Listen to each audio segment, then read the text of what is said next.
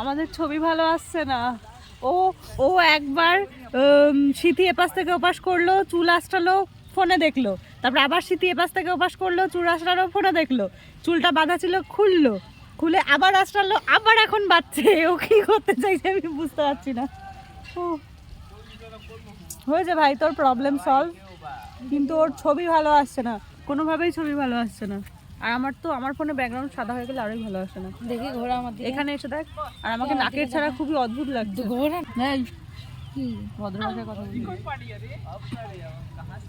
এখন আবার চুল কি কায়দা মারতে চাইছে বুঝতে পারছি না। ভালোই লাগছে না ব্যাপারটা আমার। এবার তো আরো এসে ন্যাপচা লাগছে। আমি ছবি তুলবো না।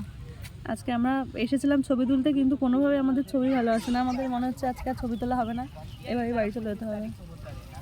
আর শীতকালে না সত্যি কথা বলতে চুল না ভালো থাকে না, জানিস তো। মানে ওই চুল শ্যাম্পু করে বেরোনোর পরপরই মনে হয় যেন চুলটা কেমন নেতিয়ে গেল, কেমন একটা বিচ্ছিরি লাগে।